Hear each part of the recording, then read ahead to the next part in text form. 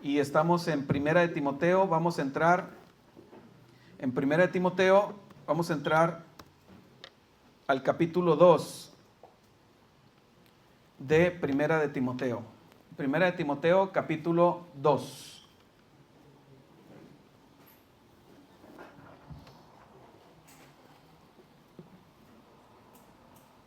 Primera de Timoteo, capítulo 2. Bien.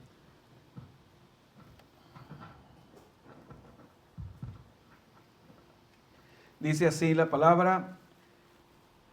Este capítulo, hermanos, está dividido en dos temas, en dos secciones. Se notan inmediatamente. Y es un capítulo muy breve, son solamente 15 versículos. Vamos a leerlo todo, pero nos vamos a enfocar en la primera sección. Dice así: exhorto ante todo a que se hagan rogativas, oraciones, peticiones y acciones de gracias por todos los hombres, por los reyes y por todos los que están en eminencia, para que vivamos quieta y reposadamente en toda piedad y honestidad. Porque esto es bueno y agradable delante de Dios nuestro Salvador. Si gustan ustedes, acompañen, vamos a leer alternadamente a partir de aquí, para que ustedes también participen. Versículo 4.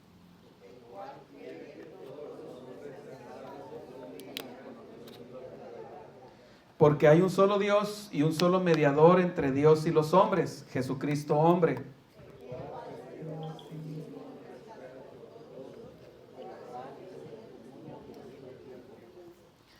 Para esto yo fui constituido predicador y apóstol, digo verdad en Cristo, no miento, y maestro de los gentiles en fe y verdad.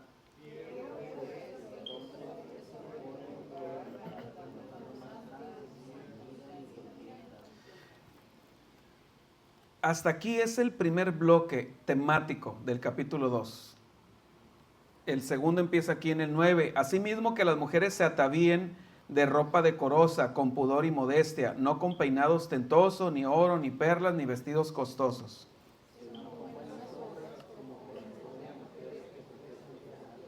La mujer aprende en silencio con toda sujeción.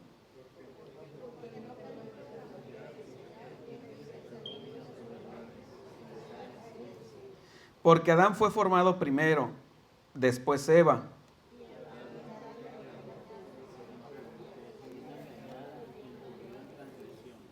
Pero se salvará engendrando hijos, si permaneciera en fe, amor y santificación con modestia. Bueno, me alegro mucho que esta segunda sección me toca hasta dentro de un mes.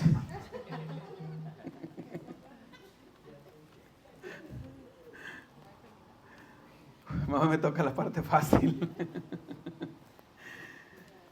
Porque voy a tener que explicarlo con extremo cuidado. Pero lo bueno es que Alonso ha estado dando esta enseñanza muy buena, de mucha bendición sobre la familia. Y él ya ha hablado acerca de esto, pero ahora nos toca aquí. Esa es la ventaja de la predicación expositiva. En la predicación expositiva uno predica lo que toca, lo que se atraviesa ahí en el pasaje, ¿verdad? Normalmente no es lo normal que en las iglesias se predique expositivamente, sino que predican temáticamente, aleatoriamente. Un domingo alguien puede predicar de Apocalipsis, o el siguiente domingo de Romanos, el otro de Génesis, y así. Y pues tiene dificultades eso, ¿no? Lleva algunas dificultades porque, por ejemplo, uno nunca termina de armar el rompecabezas de una forma secuencial, coherente, de cada pasaje o de cada libro.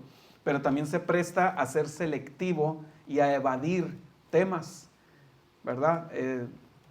Por conveniencia personal o por no querer ofender a nadie. Pero entonces, si aquí llevamos una predicación expositiva secuencial, y eso es lo que toca, pues a eso hay que entrarle. Hay que entrarle a esa frase que está ahí. La mujer aprende en silencio con toda sujeción, porque no permito a la mujer enseñar ni ejercer dominio.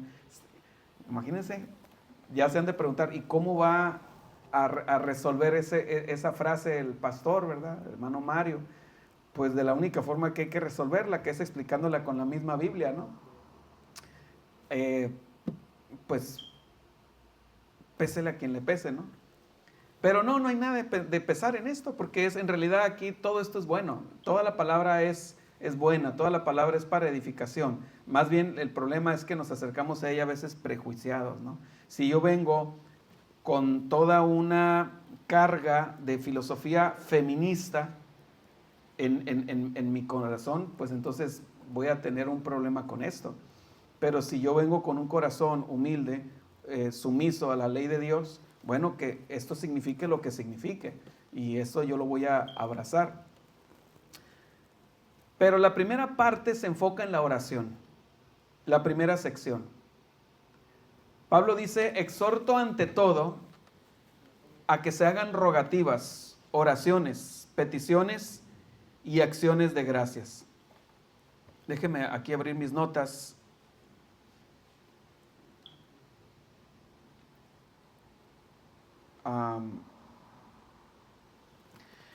Dice la palabra en Hechos 2, 41 y 42, dice así: entonces los que habían recibido su palabra fueron bautizados, y se añadieron aquel día como 3,000 almas, y se dedicaban continuamente a las enseñanzas de los apóstoles, a la comunión, al partimiento del pan y a la oración. O sea, la Biblia es como una cápsula del tiempo que nos permite asomarnos por una ventana del tiempo a cómo vivían los primeros cristianos, cómo hacían sus reuniones, ¿verdad? Está de sobra aclarar que no tenían bocinas ni proyector, eso está de sobra aclararlo, pero en todo lo demás, ¿qué hacían los primeros cristianos? En sus reuniones, ¿de qué se trataban las reuniones de los primeros cristianos? Hoy tenemos reuniones que pues uno ve cualquier cantidad de prácticas y uno se tiene que preguntar seriamente si es agradable delante de Dios eso.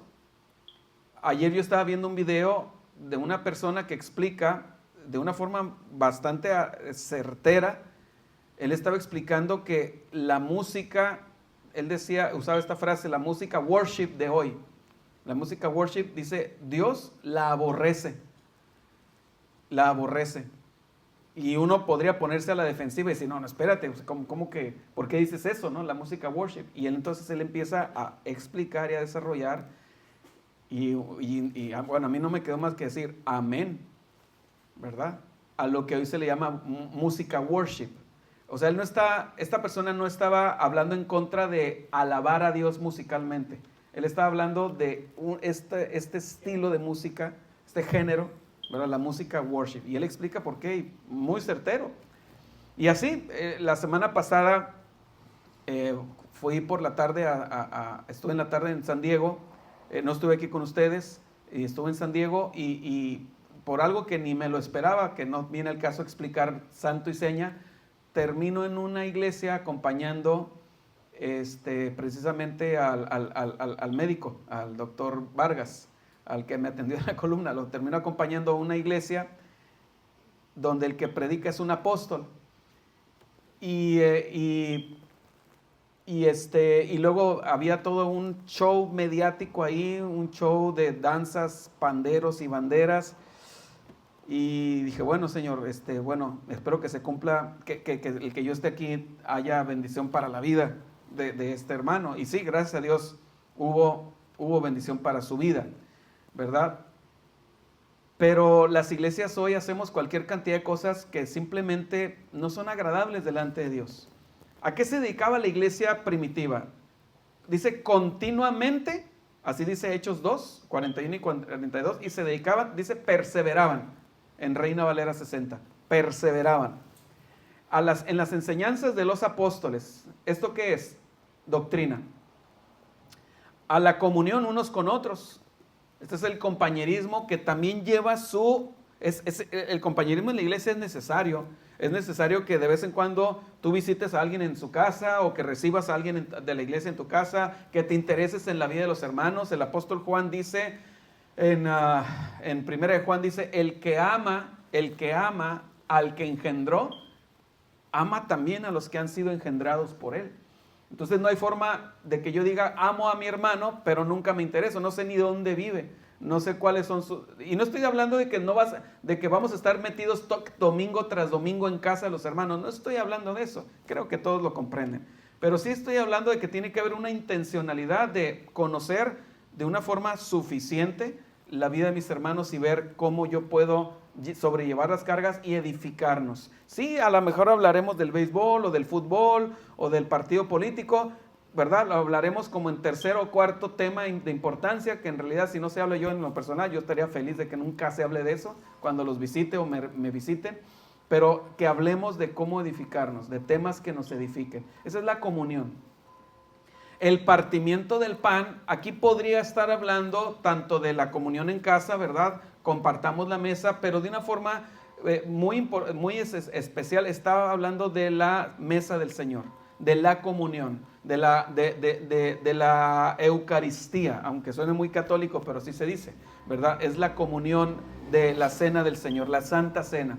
Perseveraban en la Santa Cena, pero también dice que perseveraban en la oración. Sin lugar a dudas, hermanos, una de las cosas que distingue a una iglesia cristiana es la práctica de la oración.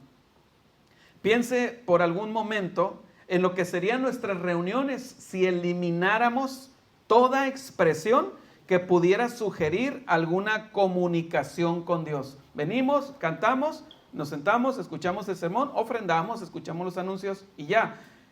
Pero ¿en qué momento nos comunicamos con Dios? El resultado sería una especie de reunión social en la que se escucha y se analiza un discurso religioso y sus implicaciones para la vida. Y aunque esto muy seguramente podría resultar muy atractivo para una mente analítica, ¿verdad? Para los que no ven la oración como algo necesario, lo cierto es que no puede haber un culto al Señor sin una oración congregacional o pública. La iglesia debe orar siempre porque es la voluntad de Dios y porque Él responde trayendo las peticiones que le hacemos, aquellas que se sintonizan con su voluntad, y trae salvación también. Si la oración es tan determinante para la iglesia, hermanos, entonces analicemos este pasaje de Primera de Timoteo. Pablo dice, exhorto ante todo.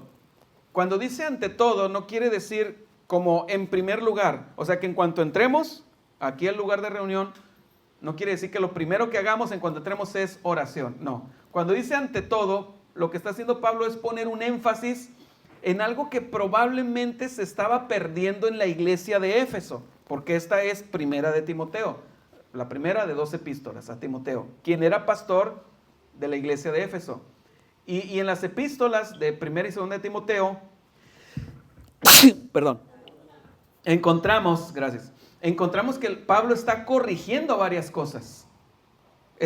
Primera y Segunda de Timoteo son epístolas pastorales. Pablo está corrigiendo anomalías, deficiencias. Una de esas anomalías o problemas es que el mismo Timoteo se estaba desanimando de ser pastor.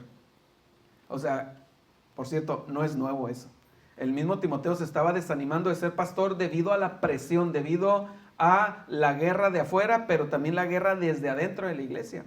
Y entonces es muy probable que una de las cosas que se estaban abandonando era la oración. ¿Por qué se estaría abandonando la oración? Por lo mismo que en 19 o 20 siglos de cristianismo, el cristiano y la iglesia, el cristianismo en general y la iglesia y el cristiano en particular pueden sentirse inclinados a abandonar la oración. Ahorita lo vamos a ver. Pablo dice que se ore, entonces establece categorías. Dice que se hagan rogativas, oraciones, peticiones y acciones de gracias. Establece 4 categorías, 4 tipos de oración. Y también clasifica a las personas. Dice, por los reyes, por todos los que están en eminencia. Los reyes, nos queda claro, ¿verdad? Los gobernantes. Los que están en eminencia, ¿quiénes son? Pues todo aquel que tenga un nivel de autoridad o que se le deba honor a esa persona. Y establece el motivo de la oración. Dice, para que vivamos quieta y reposadamente en toda piedad y honestidad, porque esto es bueno y agradable delante del Señor. La instrucción, lo que vamos a ver aquí es la naturaleza de la oración en la iglesia.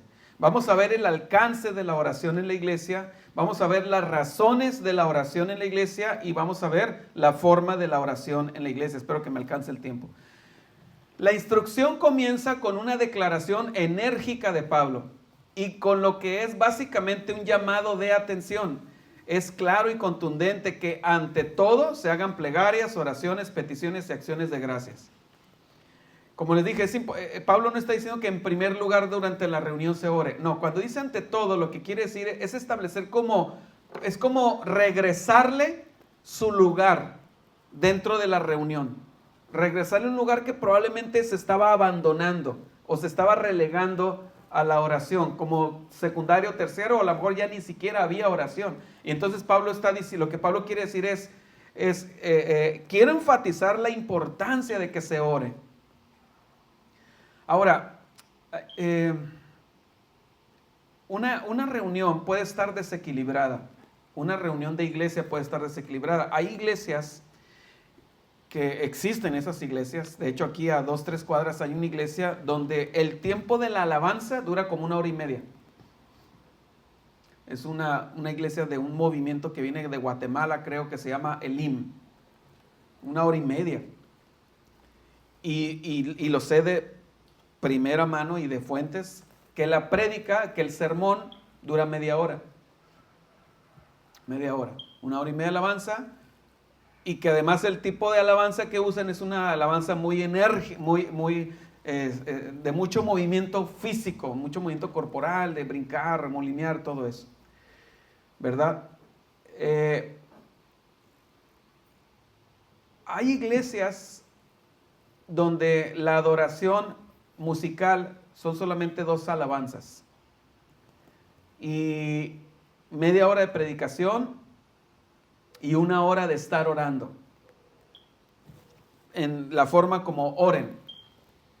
Hay iglesias donde oran durante 1 hora en la reunión y oran de una forma que no es bíblica, gritando todos al mismo tiempo. Cada quien haciendo por su lado lo que llamarían guerra espiritual. Unos por allá atando al demonio, otros declarando, decretando y todos gritando. Entonces, todo eso está desequilibrado. No sabemos lo que está motivando a Pablo a tomar esto como la primera cosa en la que concentrarse. Tampoco sabemos si tenía Pablo alguna información previa al respecto de la situación en la iglesia de Éfeso. Pero podemos inferir, podemos suponer que la oración en la iglesia de Éfeso se estaba relegando como algo que no era tan importante. También Pablo describe las distintas variaciones de oración que puede haber durante un servicio público. Pablo habla de plegarias. ¿Qué son las plegarias? Las plegarias son súplicas por necesidades específicas, generalmente caracterizadas por la intensidad en la que se hace la plegaria. Aquí en muchas ocasiones hemos abierto un tiempo para orar por una necesidad. Normalmente pedimos por temas de enfermedad, pero también se puede pedir por una cuestión de trabajo. Hermanos, ayúdenme porque estoy buscando trabajo. Bueno, entonces al estar orando por esa necesidad, eso es una plegaria.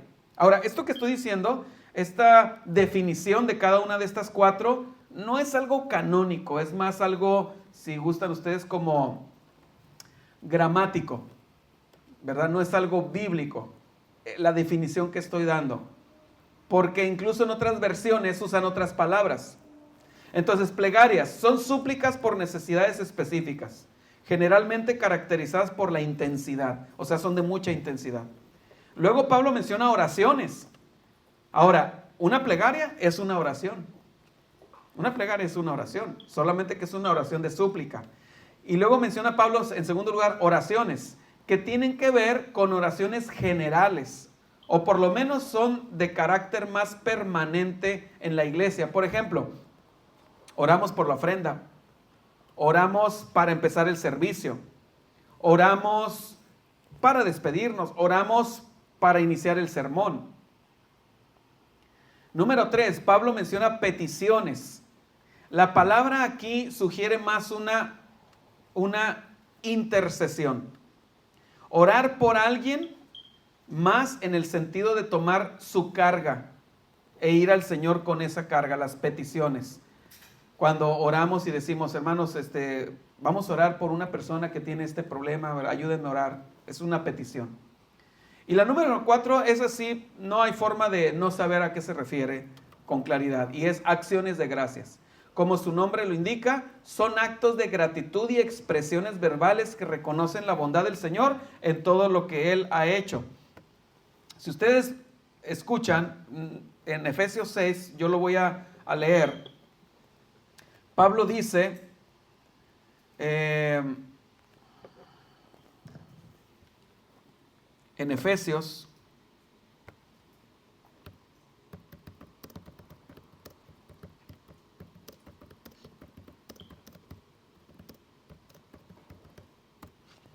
en Efesios 5,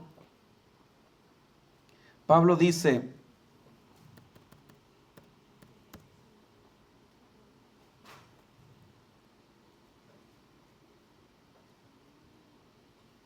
dice así, no os embriaguéis con vino, en lo cual hay desorden. Al contrario, sean llenos del Espíritu.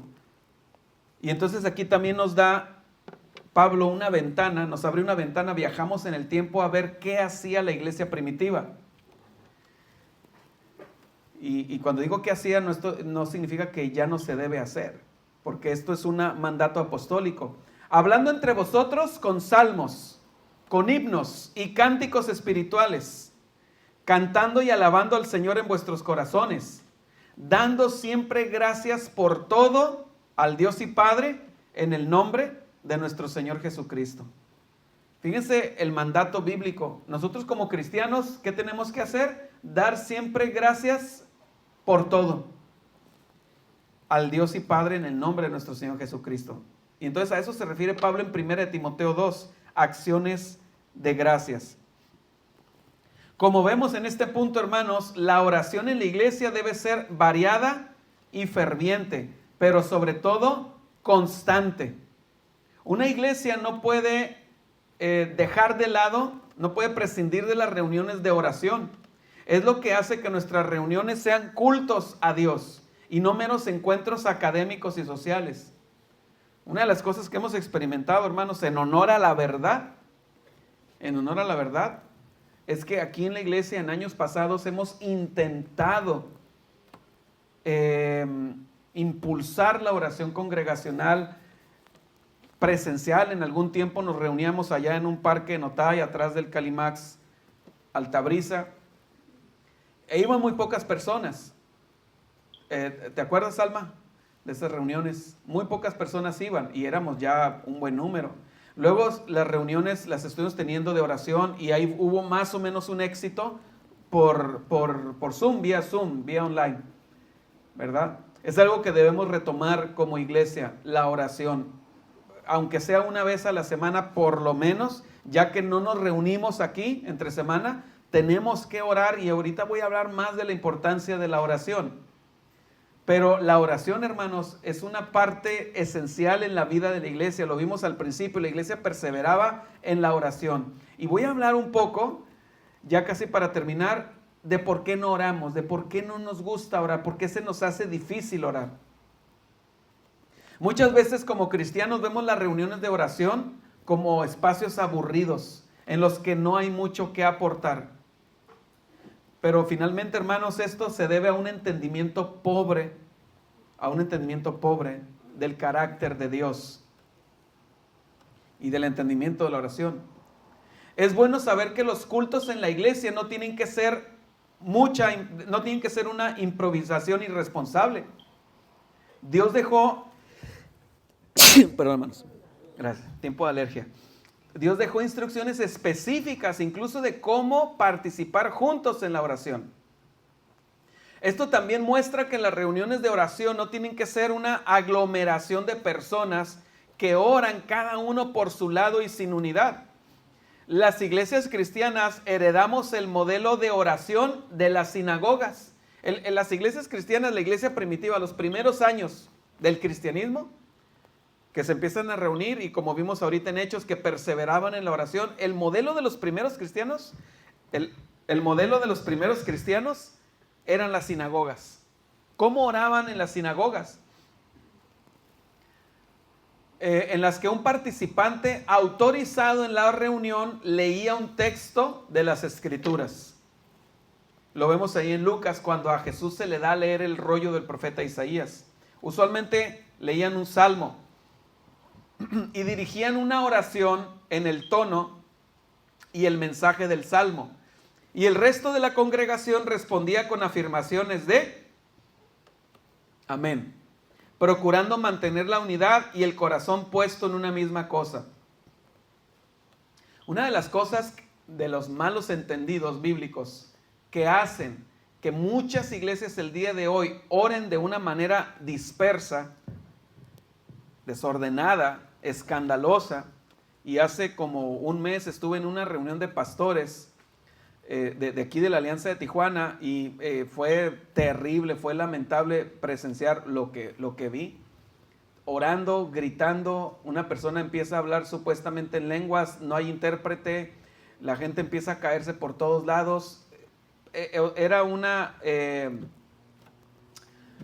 desorden por decirlo amablemente.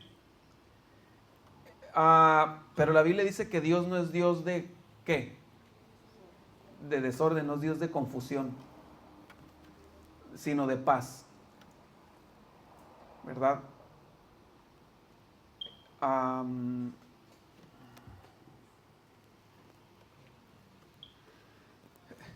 Una de las ideas que hacen que esto suceda, el desorden, es esta. Una frase de la Biblia sacada de contexto, que dice que donde está el Espíritu de Dios, hay libertad. Entonces, como hay libertad, pues cada quien hace lo que quiere. Pero la Biblia no, en ese pasaje no se refiere a eso. No se refiere al desorden. No es un buen ejercicio tener a personas en una misma reunión orando, otros dando gracias, otros con plegarias y otros con intercesiones, otros hablando en lenguas, ¿verdad? Otros gritando, otros reprendiendo, otros atando. El pastor MacArthur cuenta esta anécdota. Dice que estaba en una reunión de pastores y que van a orar. De hecho, creo que dice que se toman de la mano para orar. No hay nada de malo en tomarse de la mano. Y que le piden a una persona que empiece a orar. A alguien le comisionaron para que iniciara la oración. Y esta persona empieza a orar y lo primero que dice es: Satanás, te atamos. Y MacArthur, los que están familiarizados con MacArthur, pues se imaginan el gesto de MacArthur. Dice: ¿qué? Empiezas a orar y al primero al que le hablas es a Satanás. Dice: ¿dónde quedó la enseñanza de Jesús? Ahí en Mateo capítulo 6, ¿verdad? O en Lucas: maestro, enséñanos a orar. Y Jesús dice: está bien, ustedes pues orarán así. Satanás, no dijo eso Jesús, ¿verdad? Padre nuestro que estás en los cielos. La oración va dirigida al Padre, porque Él es el único que puede escuchar todas las oraciones y que tiene el poder de contestar todas las oraciones, ¿verdad? No a Satanás. Las reuniones de oración deben estar marcadas por un espíritu de unidad y sobre todo de orden, sin que esto interfiera en nuestra forma de expresión. Yo aquí he dicho, hace años lo dije, debido a que se tiene la idea de que somos una iglesia reformada, ¿verdad? Con tintes bautistas. Entonces no soy pentecostal, entonces aquí todo es parsimonioso, ¿verdad? Serio, entre más larga traiga la cara, más reformado soy, etcétera, ¿verdad? Y más si uso corbata y saco, pues mejor termino todo el outfit, todo el adorno. Entonces, no, aquí no nos reímos de nada. No, ¿tienes gozo? No lo muestres, es pecaminoso mostrar el gozo, ¿verdad? No, yo les explicaba, de veras, de verdad que no hay nada pecaminoso en saltar, no hay nada pecaminoso. ¿Quieres saltar, remolinar? No hay nada pecaminoso. ¿Quieres gritar? Amén, aleluya, gracias Señor. ¿Quieres moquear, escurrir 1 litro de mucosidad porque estás agradecido porque fuiste sanado de una enfermedad, fuiste librado de la muerte? Lo puedes hacer, hermano. Pausa, no estoy siendo sarcástico, estoy hablando literalmente. Se puede hacer, de veras se puede hacer. Pero entonces, ¿por qué no lo hacemos? Bueno, no lo hacemos porque en parte hemos entendido que, ¿cómo decimos aquí en México? ¿Para qué le das alas? O hay unos dichos así, ¿verdad? O ¿qué tanto es tantito? Bueno, bíblicamente Pablo dice: un poco de levadura leuda toda la masa. Sí. No porque sea pecaminoso, pero yo les decía en aquella ocasión, mira, hazlo. Es complicado hacerlo aquí porque no todos tienen el entendimiento bíblico de la adoración y el orden en la adoración. Y entonces venimos de contextos de mucho desorden y entonces empieza uno por ahí a gritar y entonces agarramos mecha, agarramos viada y entonces ¿cómo lo paramos eso?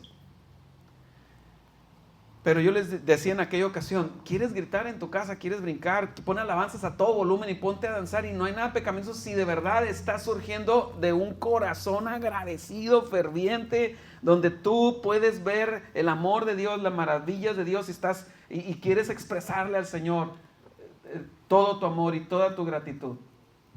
No hay nada pecaminoso. Pero debido a la susceptibilidad que pudiera haber en alguien y a la inclinación, ¿qué es la ley de la entropía? ¿Sí, David? Donde todo tiende al desorden, ¿verdad? Hay una ley científica, ¿verdad? Física, la ley de la entropía, todo tiende al desorden. Entonces, entonces es mejor establecer orden en el caos. En estos ejemplos, uno de estos ejemplos de oración congregacional lo vemos justamente en el libro de los Hechos, capítulo 4, que dice así. En Hechos capítulo 4 es el pasaje ese cuando arrestan a Pedro y Juan y los llevan ante el concilio. Y ese es el contexto, no lo voy a leer, así es que me voy directo al punto, pero ese es el contexto. Habían arrestado a Pedro y a Juan. Están allá, los están presionando para que dejen de predicar la palabra de Dios y fueron puestos en la cárcel.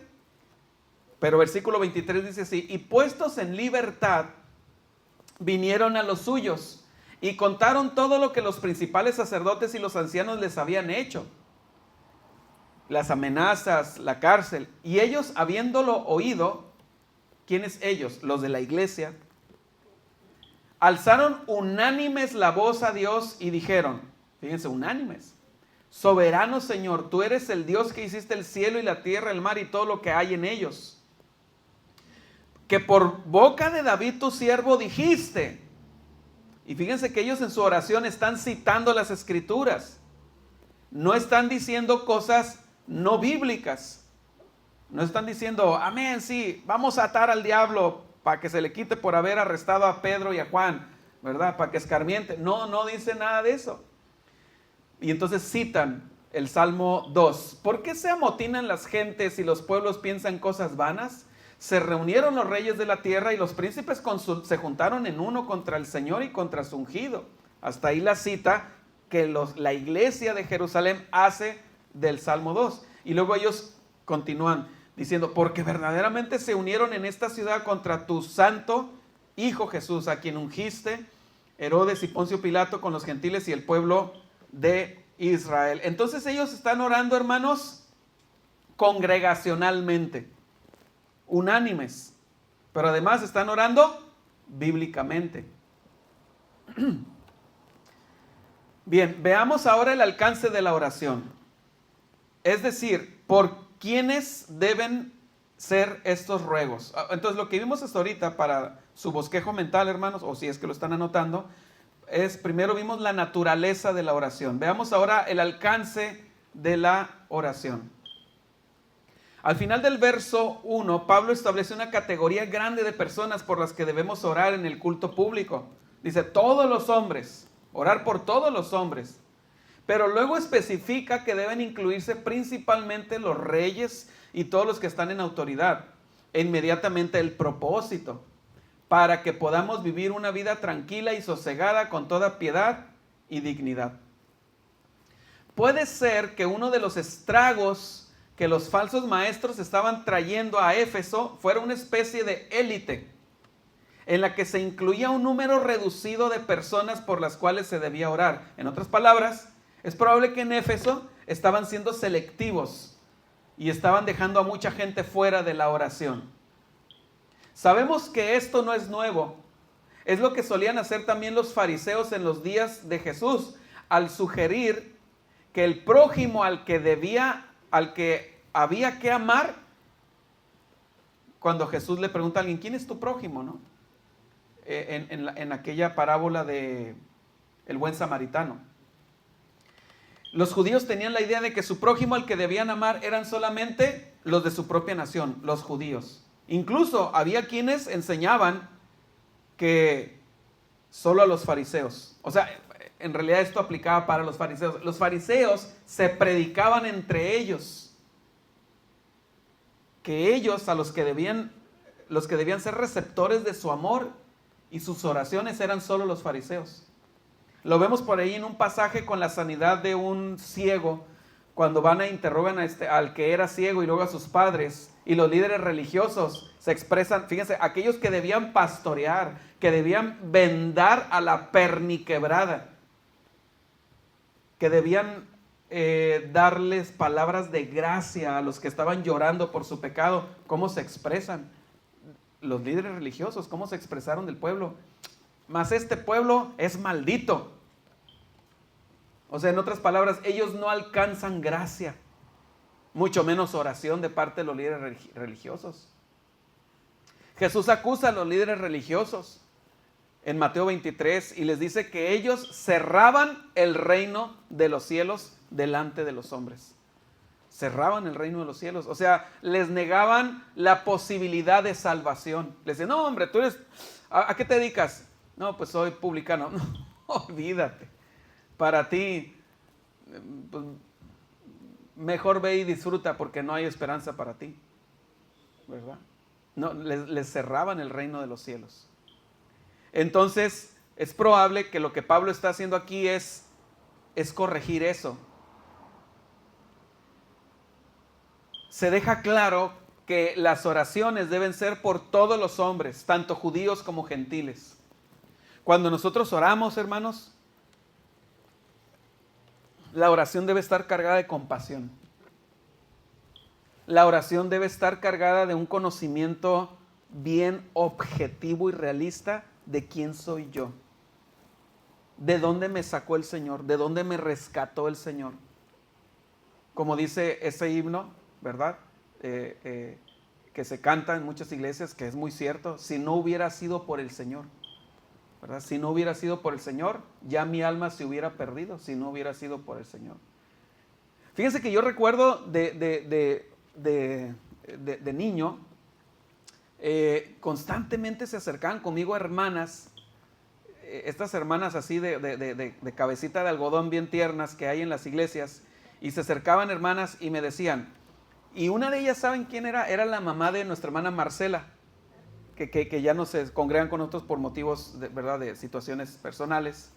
Ella se acercaba y me paraba así, me acuerdo, y me decía, y era muy enérgica ella, y me decía, yo estoy orando por ti, todos los días oro por ti, para que Dios te use, porque Dios te ha llamado a ti a servirle. Así, ella. Y luego otra hermana, la hermana Evita de León, me acuerdo sus nombres, ¿verdad? La hermana Celsa, estoy orando por ti, estoy orando por ti. Hermanos, va a ser hasta que estemos en la presencia de Dios que nos vamos a enterar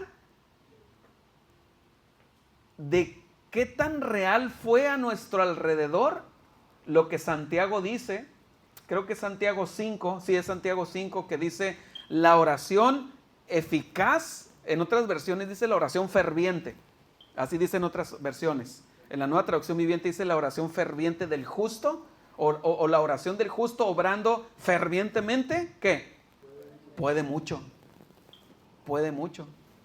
Imagínense cuánta gente ha orado por ti para que tú estés aquí. ¿Cuánta gente ha orado por ti, por mí, cuando hemos tenido necesidad, cuando hemos estado enfermos, cuando hemos pasado por tribulaciones y ellos se enteran, ¿verdad? Hay gente que está orando por nosotros. Empezando por nuestra mamá, ¿verdad? Nosotros, ¿verdad? Nuestra mamita Libertad, ella era una mujer de oración. Ella era una mujer de oración. Y seguramente aquí, con toda seguridad, hay mujeres de oración que están orando, mujeres y padres, varones de oración, que estamos orando por nuestros hijos, para que ellos sean salvos.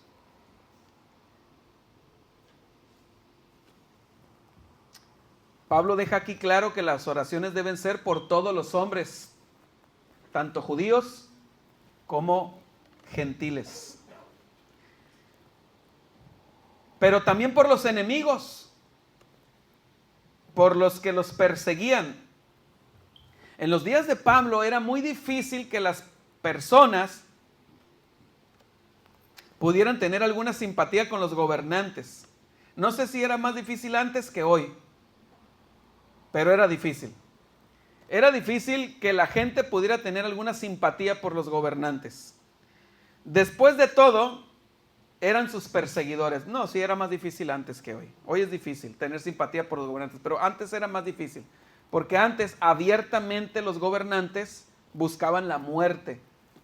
Imagínate cómo era ser cristiano y saber que tienes que orar por el que te quiere poner la espada en el cuello, por el que te quiere quemar vivo. ¿Cómo era orar por esas personas?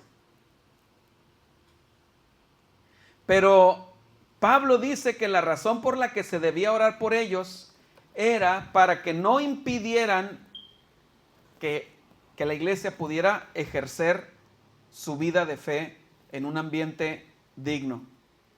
Hermanos, nos acostumbramos a lo bueno. ¿Cuántos dicen amén? Nos acostumbramos a lo bueno, ¿verdad? Es un hecho que es probable que el Señor vaya a meter a esta generación de cristianos de Occidente en un tiempo de persecución. Es muy, muy probable. Yo estoy convencido de eso, ¿verdad? Obviamente esto no es canónico. Por mi estudio de la escatología, yo estoy convencido que vamos a ser nosotros, esta generación. Escatología es el estudio de las profecías, Apocalipsis. Aquí estamos estudiando escatología. Que esta generación es la generación del fin, es lo que creo. Que puede ser dentro de 10 años, 20 años, 30 años, pero creo que ya no viene otra generación. Y entonces eso significa, les recuerdo, esto es mi convicción personal, tú puedes creer lo que tú gustes.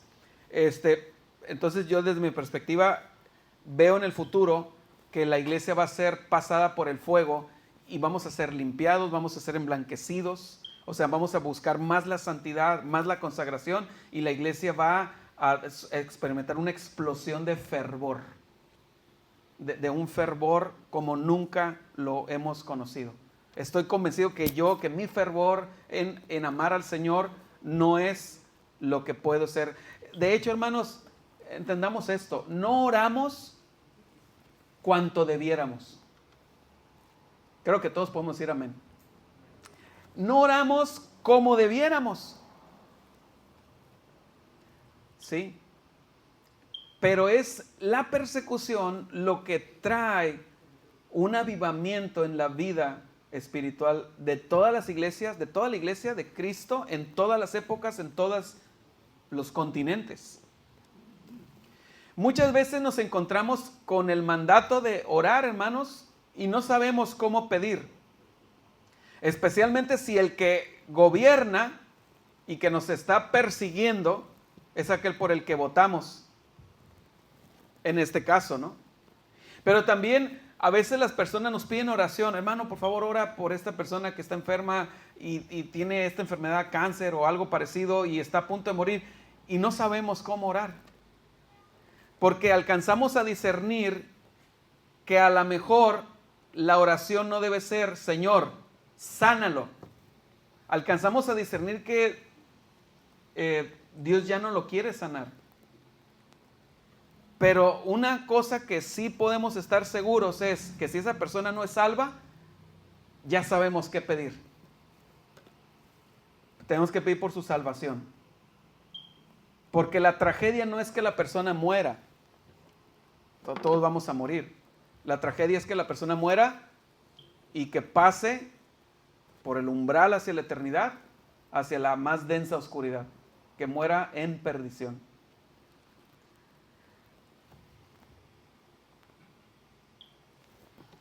Esto es una oración maravillosa, hermanos. El orar por salvación. Ha habido muchos movimientos evangélicos aquí en Tijuana que oran, que van y se paran frente al palacio y están orando. Muchas veces oran mal, pero seguramente muchas veces también oran bien, oran correctamente para que el presidente sea salvo, ¿verdad? Los ediles sean salvos. Y tenemos que orar por la salvación. Pero les quiero aquí aclarar una cosa. No cometamos el error de orar porque el presidente de la República sea salvo o porque Elon Musk sea salvo con esta idea. No, hombre, es que Elon Musk es el hombre más rico del mundo. Imagínate lo que se lograría si fuera salvo. Esa es una motivación errónea para orar. Porque estamos dando por hecho que Dios no va a poder hacer ciertas cosas. Ya se dan cuenta hacia dónde voy. Dios no va a poder hacer ciertas cosas a menos que en el reino de Dios ingresen todos los millones de dólares que Elon Musk pudiera aportar. ¿Se dan cuenta? Es utilitarista. Sí. No, conozco una persona, ese presidente de ese país. Hombre, imagínate lo que se lograría, el avance para el reino de Dios que se lograría si Claudia Sheinbaum fuera cristiana, si hiciera cristiana, ¿verdad? ¿Cómo nos iría? ¿Cómo prosperaría el cristianismo? Estamos dando a entender que Dios no puede obrar. O sea, que Claudia Sheinbaum es indispensable para el avance de los planes de Dios. Esas son motivaciones incorrectas de orar, que además son blasfemas, porque estamos diciendo que Dios depende de ciertas habilidades y capacidades y capital, recursos, ¿verdad? Y capital humano y capital económico que tiene la persona, habilidades, y eso no es cierto, hermanos. Nuestra oración debe ser en consonancia con lo que Pablo está diciendo. Aquí dice, peticiones y acciones de gracias por todos los hombres, por los reyes y por todos los que están en eminencia. ¿Para qué? Para que vivamos quieta y reposadamente en toda piedad y honestidad, porque esto es bueno y agradable delante de Dios nuestro Salvador, el cual quiere que todos los hombres sean salvos y vengan al conocimiento de la verdad. ¿Se fijan la motivación de Dios? Es por salvación, para que le conozcan a Él, al que es verdadero, vengan al conocimiento de la verdad. No dice, el cual quiere que los reyes, pues que tienen mucho dinero en las arcas, ¿verdad?, sean salvos, pues para que aporten ese dinero al reino de los cielos. No está diciendo eso. Dice para que sean salvos y vengan al conocimiento de la verdad. Y luego dice, porque hay un solo Dios y un solo mediador entre Dios y los hombres, Jesucristo hombre. ¿Por qué menciona esa doctrina, la doctrina del único Dios verdadero y el único mediador entre Dios y los hombres? ¿Por qué la menciona? Pues porque acaba de decir que Dios quiere que todos los hombres sean salvos. Y la única forma en que sean salvos es que conozcan a Cristo, el único Dios y el único mediador entre Dios y los hombres. Aquí quiero aclarar que cuando Pablo dice que Dios quiere que todos los hombres sean salvos, aquí quiero aclarar que Pablo está hablando de una de las tres voluntades de Dios. Hay que aclarar eso. Pablo está hablando de una de las tres voluntades de Dios. Una es la voluntad, o sea, Dios tiene tres voluntades. ¿Por qué?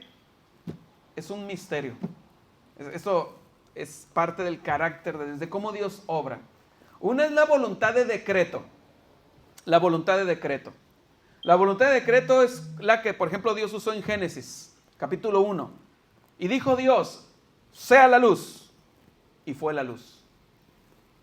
O sea, que esto suceda. Y sucedió. Sí o sí, porque fue un decreto. Y en su palabra va el poder para que las cosas sucedan. Esa es la primera voluntad, la voluntad de decreto.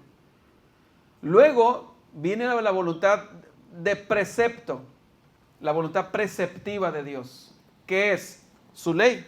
Él publicó su ley, los 10 mandamientos y muchos otros mandamientos para Israel, pero los 10 mandamientos para toda la humanidad. Y entonces esa es la voluntad, lo que Dios desea que se haga. La ley. Es lo mismo que, por ejemplo, con las autoridades. Publican la Constitución Política de los Estados Unidos Mexicanos, son las leyes. Bueno, se supone que los gobernantes desean que el pueblo, la ciudadanía, viva al nivel de esas leyes. Pero eso no significa que el ciudadano vive al nivel de esas leyes. De la misma forma, Dios publica los mandamientos. Él dice, haz esto para que vivas. Por ejemplo, en 1 Tesalonicenses dice, 1 Tesalonicenses 4 dice que la voluntad de Dios es nuestra santificación. Entonces, esa es la voluntad de precepto. La voluntad de precepto. Ahí está, lo que debe ser. Pero en la práctica no sucede. Y bueno, tendríamos que entrar al tema de si hay un castigo o no, si hay una disciplina o no. Y bueno, sabemos que al final toda obra buena o mala será castigada o recompensada. Y luego está la voluntad de deseo. La voluntad de deseo. Y por algún motivo Dios no nos forza a que su voluntad de deseo se cumpla. Y aquí tenemos esa voluntad. En este pasaje, cuando dice, el cual quiere que todos los hombres sean salvos y vengan al conocimiento de la verdad, es la voluntad de deseo. Dios no desea la muerte del impío. No lo desea. Dios no se goza, Dios no encuentra deleite en que una persona se pierda por toda la eternidad. Dios no encuentra deleite en eso. Por eso, de una y mil formas, Él está advirtiendo acerca de la necesidad de arrepentirnos.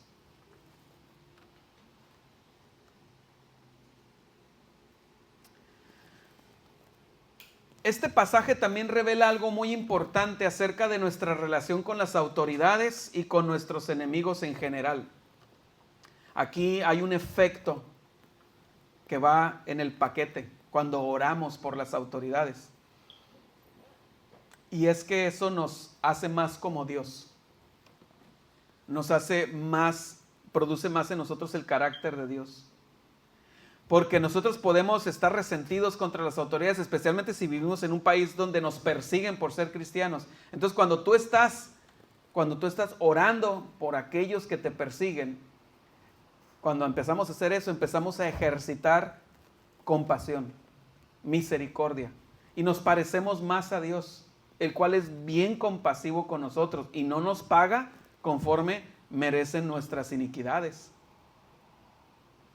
Orar por ellos va a reducir las posibilidades en nuestro corazón de que deseemos tomar venganza con nuestra propia mano. U obrar de maneras que el evangelio sea avergonzado. Orar por nuestros enemigos. ¿Oras tú? ¿Acostumbras a orar por aquellos que te caen mal? O como decimos acá en México o en el norte, te caen gordos. ¿Acostumbramos a orar por aquellas personas que nos han hecho daño? Usted puede aplicar este principio, hermano. Incluso si está en una relación difícil con alguien, comience a orar por esa persona. Y pídale al Señor que no sea un tropiezo para su fe. Que el Señor trate con ella y que le ayude a ser fiel y a vivir quieta y reposadamente.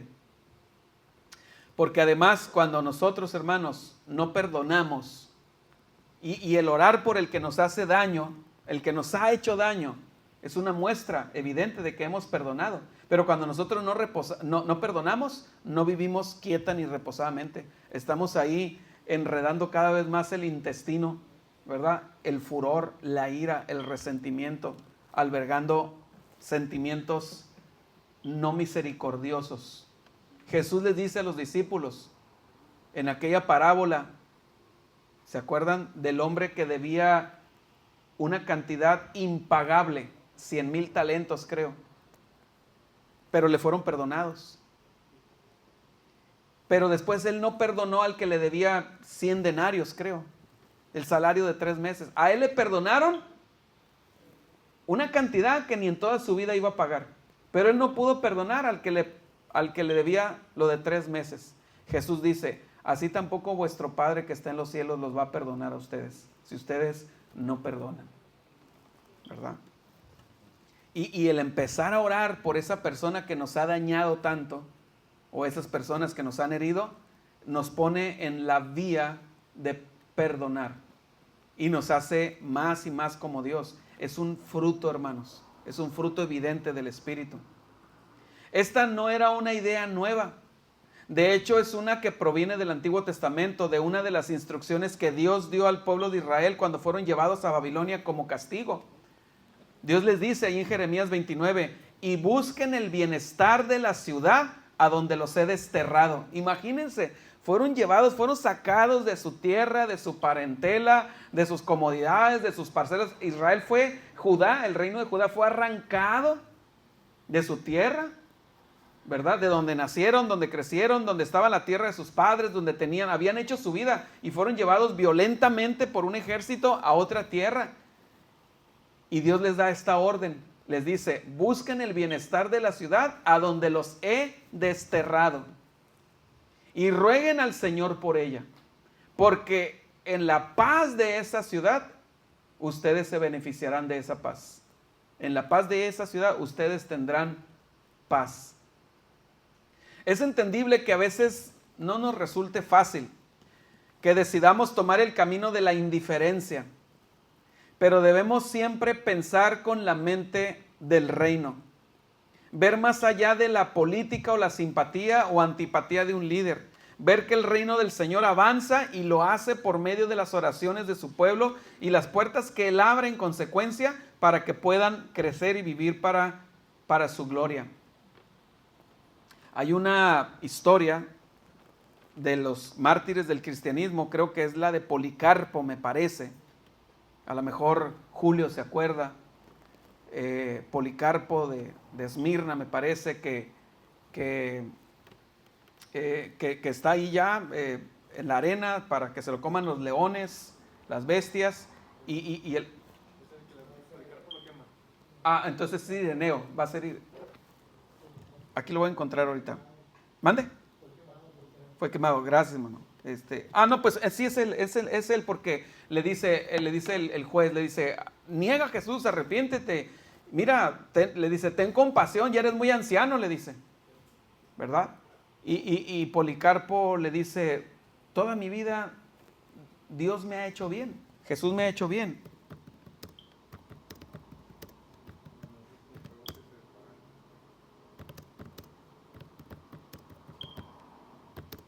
Denme solo unos segundos.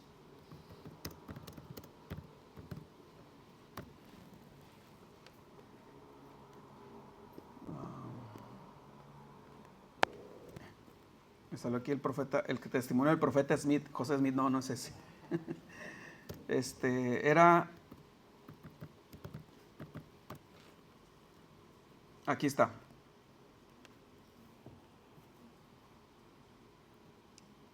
Di estas palabras y te salvarás. Cuando Policarpo de Esmirna, discípulo del apóstol Juan, fue apresado, el gobernador le aconsejó que tuviese piedad de sí mismo por razón de su edad avanzada y que negase su fe en Cristo de una vez por medio de un juramento en el nombre del emperador. Lo que se les pedía era que dijeran Caesar, Kyrios, ¿verdad? César es el Señor. El gobernador le dijo, ¿quieres evitar los sufrimientos y la muerte? Solamente di estas palabras, Caesar, Kyrios, César es el Señor. Policarpo le contestó: he servido a mi Señor Jesucristo durante 86 años y nunca me he causado daño alguno él mismo. ¿Cómo puedo negar a mi rey, que hasta el momento me ha guardado de todo mal y además me ha sido fiel en redimirme? El gobernador furioso contestó: tengo listas las fieras y te echaré entre ellas a menos que cambies de pensar. Policarpo, sin temor alguno, dijo: que vengan las fieras, porque no cambiaré mi fe. No es razonable cambiarnos del bien al mal en vista de las persecuciones. Mejor sería que los hacedores de maldad se convirtiesen del mal al bien. El gobernador respondió: está bien, si no quieres negar tu fe y a las fieras no les tienes miedo, te vamos a quemar. Una vez más Policarpo le contestó diciendo: usted me amenaza con el fuego que arderá tal vez 1 hora y luego se apagará, pero después no sabe que la llama del juicio de Dios, que está preparada para el castigo y tormento eterno de los impíos. Pero ¿por qué la demora? Traiga las fieras, traiga el fuego o traiga lo que sea. Ningún tormento me hará negar a Cristo, mi Señor y Salvador. Jesús, Kyrios. Jesús es el Señor. Algo que aquí no dice es que uno de los verdugos que estaban ahí, al ver esto, quedó tan impactado por la resolución y la convicción de la fe de Policarpo que brinca a la arena y él dice: ahora yo también soy cristiano. Y también lo mataron en ese momento. Sí. ¿Por qué mencioné este episodio? Voy a volver a leer lo que acabo de leer antes de contar esta anécdota. Es entendible que a veces no nos resulte fácil que decidamos tomar el camino de la indiferencia, pero debemos siempre pensar con la mente del reino, ver más allá de la política o la simpatía o antipatía de un líder, ver que el reino del Señor avanza y lo hace por medio de las oraciones de su pueblo y las puertas que Él abre en consecuencia para que puedan crecer y vivir para su gloria. Jesús le dice a Pablo: ve a esta ciudad y predica, porque tengo mucho pueblo en esta ciudad. ¿Sí? Y nadie te podrá poner la mano, nadie te va a poder estorbar. Lo que Jesús le está diciendo es: aquí en esta ciudad hay gente que son escogidos, pero no son salvos. Pero ya les llegó la hora. Ve y predica. Si yo tengo pueblo, por lo tanto nadie te va a poder poner la mano, nadie va a poder impedir la predicación, porque ya les llegó la hora de que suban de estatus de escogidos no salvos, a escogidos salvos. Entonces nosotros tenemos que orar por el presidente y por todos los que están en eminencia, y por Elon Musk y por todos los millonarios, no porque el reino de Dios necesite su dinero, sino porque Dios no quiere la muerte del impío. Esta instrucción también debe llevarnos a no subestimar el poder de la oración. El Señor es dueño de todo, incluso de los gobiernos de este mundo. El tiempo se está terminando. Me voy a salir de mi bosquejo y yo anoté aquí unas reflexiones también.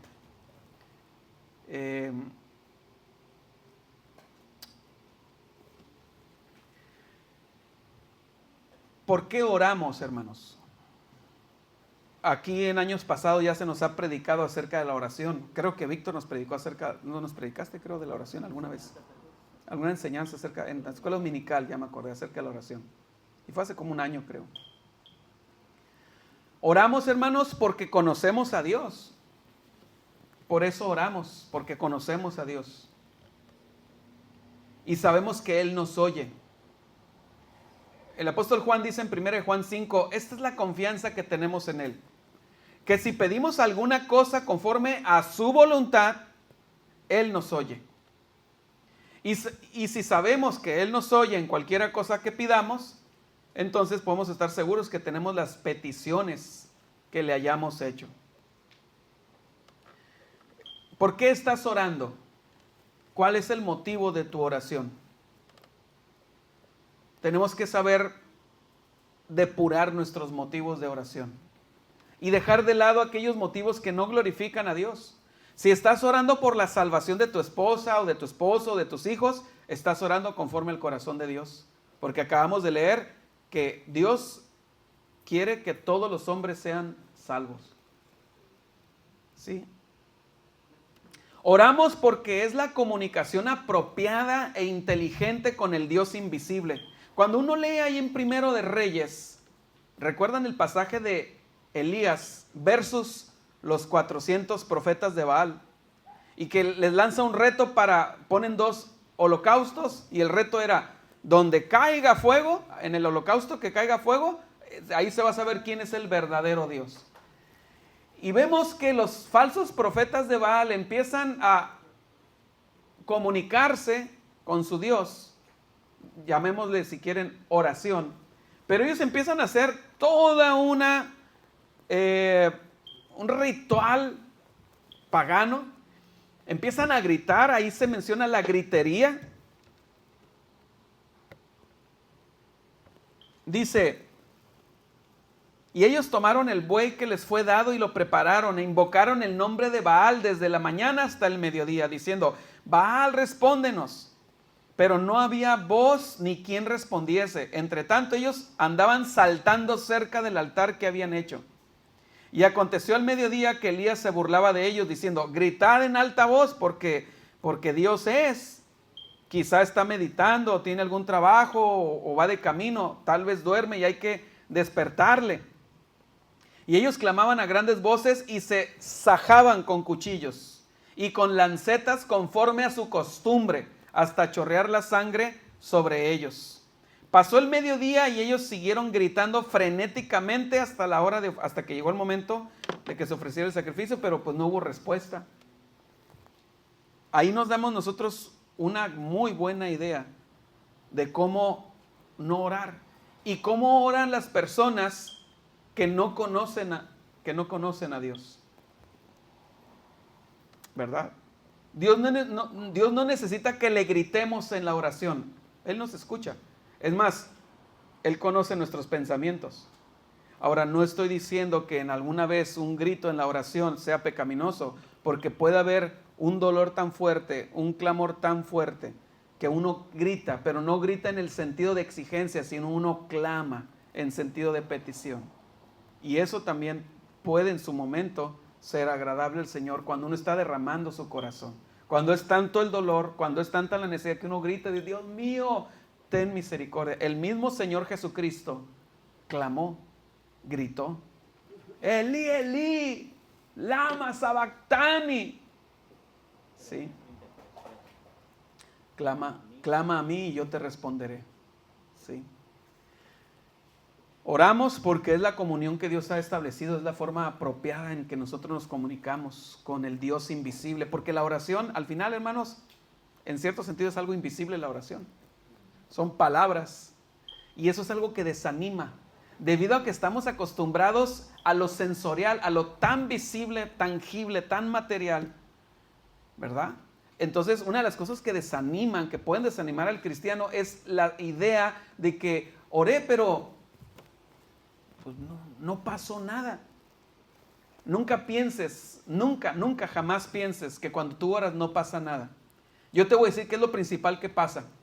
Lo principal que pasa cuando tú oras es que hay un Dios todopoderoso, omnisciente, omnipotente, omnipresente, que está sentado en el trono, en la sala de controles del universo y te está escuchando. Eso es lo principal que pasa. En 1 de Crónicas 16:9 dice, porque los ojos de Jehová contemplan la tierra para mostrar su poder a favor de los que tienen corazón perfecto para con él. La oración debe ser con el conocimiento correcto de Dios en nuestra mente. Un ejemplo de esto, o sea, cuando yo oro, yo tengo que tener el concepto bíblico, mi teología de Dios, mi entendimiento de Dios debe ser bíblico. ¿Sí? Y como ejemplo, para puntualizar, para que quede claro lo que quiero decir. Por ejemplo, nosotros no oramos y decimos, ay, Diosito. ¿verdad? Diosito no es Diosito. Eso lo hemos aprendido aquí de sobra, aquí en la iglesia.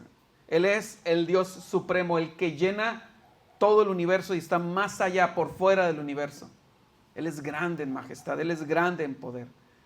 Tampoco oramos declarando y decretando, como sucedió por ahí en algún concierto hace 8, 7 años, no me acuerdo, que había por ahí algún predicador o cantante enfermo y se junta Marcos Witt y se junta, no me acuerdo si era Cristín Di Clario o Nancy Amancio, no me acuerdo, pero una de estas mujeres se pone a orar a favor de la sanidad, ¿verdad? Y le dice a Dios, voltea así y le dice, y no aceptaremos un no como respuesta, ¿verdad? De puro milagro no le cayó un rayo y la fulminó, nomás porque Dios tiene misericordia de nuestra ignorancia.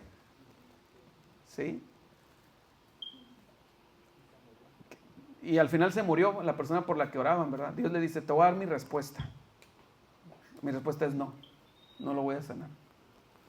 A veces yo me pongo a pensar que a lo mejor Dios estaba diciendo, pues para que se les quite, ¿verdad? Para dejar claro quién es el soberano y cómo se deben dirigir a mí.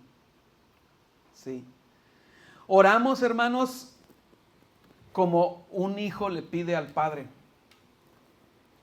Es hermoso, hermanos. Es hermoso que podamos acercarnos a Dios en oración con confianza. Es hermoso que podemos acercarnos a Dios. Sí, Él es el Dios majestuoso, pero Jesús dijo, ustedes van a orar así, Padre nuestro que estás en los cielos. ¿Saben que cuando Jesús les dice eso a los judíos, espérate Jesús, ¿qué estás diciendo? ¿Cómo que Padre nuestro? Porque en la religión judía los judíos no estaban acostumbrados a esa forma de ver a Dios. Ellos veían a Dios como el Olam, el Dios eterno, el Shaddai, el Dios todopoderoso, Jehová Tzidkenu, ¿verdad? Él es nuestra justicia y todos los apellidos que van junto con el nombre de Dios. O sea, ellos usaban él, ¿verdad? El prefijo él que significa Dios, ¿verdad? Y le agregaban un atributo, una perfección de Dios. Pero algo personal como tú eres mi Dios. El rey David dice, porque yo sé que tú eres mi Dios. Jesús les está enseñando la dimensión personal de Dios. Entonces nosotros podemos acercarnos con Dios y decirle, incluso derramar nuestras lágrimas y decirle, como decía Abba Padre, dice el apóstol Pablo, papito, papito. ¿Sí? Señor, ¿a quién voy a ir? Tú eres el único que tengo en la tierra. A nadie más tengo en los cielos, ni en la tierra más que a ti. La oración, hermanos, voy a leer más rápido porque ya se acabó el tiempo. Pero escuchen con mucha atención. La oración es una guerra contra las mentiras del enemigo y las mentiras que nuestra mente nos grita. Les voy a decir algunas de estas mentiras que el enemigo nos lanza. La Biblia, Pablo le llama los dardos de fuego del maligno. Los dardos de fuego, ¿sí? Que Satanás lanza. ¿De verdad crees que Dios te escucha? Mira, acabas de pecar y un pecado, pero feo, ¿eh? Dios está enojado contigo. Ve y pórtate bien unos 3, 4, 5 días y luego regresa. Y entonces ya le pides y a lo mejor Dios ya se aplacó su ira y ya te va a escuchar. ¿Sí? ¿Sirve de algo tu oración? Mira, la otra vez tenías un problema, oraste y no pasó como tú querías. ¿De qué sirve? ¿Crees que Dios va a aceptar tu oración ya que eres tan pecador? Oye, pero ni sabes cómo orar. Nunca has sido constante. ¿Por qué empezar a orar hoy? ¿Por qué? No, hermanos, la palabra del Señor nos enseña que nuestra oración debe ser con confianza, fervientemente, constantemente, insistente, perseverante, suplicante, reverente. En Romanos 12, 1, Pablo dice, 11 y 12, en lo que requiere diligencia no sean perezosos, sean fervientes en espíritu, sirviendo al Señor, gozosos en la esperanza, sufridos en la tribulación, constantes en la oración.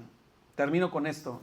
Pablo dice en Efesios 6, del 16 al 20, sobre todo, tomad el escudo de la fe, con que podáis apagar todos los dardos de fuego del maligno. Si alguien no lo sabía, quiero que sepas que Satanás lanza ataques. Obviamente no me refiero a Satanás, al mero Satanás. Me refiero a sus huestes, ¿verdad? No sabemos nosotros, hermanos, la dimensión de la guerra espiritual. Pocas veces somos muy conscientes. Pocas veces somos conscientes de la guerra espiritual, pero hay una guerra espiritual a nuestro alrededor. Y la guerra espiritual tiene dos dimensiones, la interna y la externa. La interna es contra ideas mentirosas que se han plantado en nuestra mente. La externa es contra los dardos de fuego del maligno. La guerra espiritual es tan despiadada y Satanás y sus huestes son tan irreverentes, tan inmisericordes, tan burlones. Ellos son bien cínicos. Que tú puedes hincarte y empezar a orar y decir, voy a orar, ok, está bien, voy a empezar a orar. El sermón de hoy me inspiró, voy a empezar a orar. Y cuando te hincas a orar, te van a venir los pensamientos más obscenos, o los pensamientos más hirientes o más vengativos. Y Satanás está ahí. O sea, entiéndalo, hermanos. O sea, no porque seamos reformados y no seamos tan pentecostales, menospreciamos esas realidades. Sí, alrededor de la vida del cristiano, no importa si es pentecostal o reformado, tú estás orando o vas caminando, vas manejando y quieres agradar al Señor y pones una alabanza porque estás gozoso, porque algo pasó en tu vida donde Dios contestó una oración, estás gozoso y quieres alabar al Señor con todo tu corazón. Y en ese momento se viene el enjambre de demonios, quizá más que antes. De hecho, les voy a decir algo, uno de los ataques demoníacos más fuertes van a venir en cuando hayas vencido una prueba. Porque entonces vas a bajar la guardia, vas a decir, vencí, ya maduré, ya tengo más músculo espiritual. Y el diablo va a decir, vayan contra él, porque bajó la guardia. Piensa que ya la hizo, piensa que ya venció y que ya no va a estar expuesto a más problemas. Y entonces viene el enjambre demoníaco y te lo puedo asegurar que si el Señor nos abriera los ojos como se los abrió al siervo de Eliseo, veríamos ahí una nube de moscas alrededor. Muy apropiadamente, Satanás es Baal-Zebub, el príncipe de las moscas. ¿Sí? Entonces Pablo dice, sobre todo, dice, tomad el escudo de la fe, con que podáis apagar todos los dardos de fuego del maligno, y tomad el yelmo de la salvación, y la espada del Espíritu, que es la palabra de Dios. ¿Te sientes desanimado? Lee la Biblia. Pero es que no estoy motivado para leer la Biblia. Bueno, lee la Biblia para que te motives a leer la Biblia. Así funciona esto. De veras, así funciona. No, es que necesito que me motive. Lee la Biblia y al leer la Biblia el Espíritu va a empezar a aclarar los aires. Y eso es real, hermano. Yo sé que esto suena muy carismático, pero eso es bien real. Cuando tú empiezas a orar y a leer la Biblia, los aires se empiezan a despejar de moscas. ¿Sí? Empieza a leer la Biblia, empieza a orar, empieza a cantar, pon alabanzas. ¿No leí eso hace rato ahí en Efesios? Orando en todo tiempo con toda oración y súplica en el Espíritu y velando en ella con toda perseverancia. Dice, no os embriaguéis con vino en lo cual hay disolución, antes bien se llenos del Espíritu, hablando entre vosotros con salmos, con himnos y cánticos espirituales, cantando y alabando al Señor en vuestros corazones. ¿Por qué lo decía Pablo? Porque Pablo sabía la dimensión de la guerra espiritual. Tomad el yelmo de la salvación y la espada del Espíritu, que es la palabra de Dios, orando en todo tiempo. En todo tiempo. Ora cuando estés acostado, cuando estés parado, cuando estés en el sanitario, cuando te estés bañando, cuando estés en tu trabajo, cuando vayas al trabajo, cuando vengas del trabajo, cuando te sientes a la mesa, cuando estés enojado con tu esposa, ora. Cuando estés enojado con tus hijos, ora. Cuando estés enojado con el presidente, ora. Cuando estés enojado contigo mismo, ora. Siempre ora. Cuando te hayan dado un aumento de sueldo, ora. Cuando todo se esté solucionando en casa, ora. Y no tienen que ser oraciones parsimoniosas. Hashem Adonai Eloheinu no tienen. A veces oramos, queremos adornar la oración para que Dios diga, wow, qué espiritual, qué impresionante ora esta persona, ¿no? No es así. Señor, aquí estoy. Señor, te necesito. Señor, gracias, Señor. ¿Verdad? Velando en ello con toda perseverancia y súplica por todos los santos. Por todos los santos. ¿Alguno de ustedes ora por sus hermanos de aquí en la iglesia? Hazte una lista. Hazte una lista. Yo tengo una lista de oración. La tengo que hacer porque se me olvida. Hazte una lista. Este hermano tiene necesidad. Aunque sea, mira, no tienes que dedicar media hora por cada hermano, porque entonces a qué hora vas a trabajar y a qué hora duermes y a qué hora se tienes a tu familia. Aunque sea, di 1, 2, 3 por el hermano, Señor. 1, 2, 3 por este, Señor. 1, 2, 3 por el otro, pero que está en tu mente, Señor. Señor, ten misericordia. Ayuda a este hermano, ayúdalo. A este hermano, ayuda. En esto, ten misericordia. Fortalécelo. Hermanos, qué hermoso que podamos ser una iglesia donde yo tengo la certeza de que cada uno de ustedes está orando por mí. Y que tú puedas tener la certeza de que cada uno de los demás está orando por ti. Qué hermoso, hermanos. Dice, por todos los santos y por mí. Fíjense, Pablo se pone al final, y por mí, a fin de que Dios me conceda un yate. No dice eso. Pablo sabe lo que es más trascendente. Que si Dios hubiera sido la voluntad que él recorriera todo el mundo, le hubiera concedido un yate a Pablo.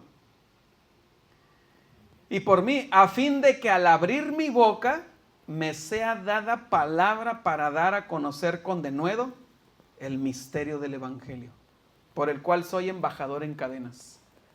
Dice, que con denuedo hable de él como debo hablar. Pablo está interesado, Pablo está pidiendo, oren por mí, para que cuando yo abra mi boca tenga palabra eficaz, palabra de salvación. Amén, hermanos. ¿Cómo debemos orar, hermanos? Fervientemente. ¿Cada cuánto? En todo tiempo, constantemente. Con acción de gracias. Amén. Pues vamos a orar. Vamos a orar. Vamos a darle gracias al Señor por este recordatorio. Porque todo esto, yo sé que usted ya lo sabe. Pero siempre somos los que nos paramos aquí a predicar, somos mucho como Pedro ahí en 2 de Pedro cuando dice, aunque yo sé que ustedes ya saben todas estas cosas y ya están confirmados en la verdad, pero de todas maneras se las voy a recordar, dice Pedro. Inclinamos nuestro rostro. Señor precioso, hermoso, misericordioso. Tú conoces, Señor, nuestro anhelo. Conoces nuestras luchas, nuestros fracasos. Tú conoces mis fracasos como padre y como esposo, como pastor, como hermano de mis hermanos, como amigo. Pero yo conozco algo de ti también, Señor. Y es que mis fracasos, Señor, no cierran la llave de tus misericordias sobre mi vida. En el día que temo, Señor, yo en ti confío. Ahora, Señor, queremos rogarte juntos, unánimes, que avives nuestra vida de oración, individualmente y congregacionalmente. Avívanos, Señor. Volteamos, Señor, a ver lo que ha sido nuestra vida esta semana, este mes, este año y todos los años anteriores. Y tú has estado ahí con nosotros a cada paso, Señor. Y podemos imaginar que muchas oraciones han sido levantadas a favor nuestro. Ahora, Señor, nosotros también queremos aprender a levantar las vidas de otros con nuestra oración, a ponerlo en práctica, Señor. Ayúdanos, Señor, a encontrar gozo, a encontrar deleite en el lugar secreto, en el aposento, cerrada la puerta. Ayúdanos, Señor, como personas individuales, pero también como familia. Te lo rogamos, Señor, porque esto es agradable para ti. En el nombre de Jesús. Amén.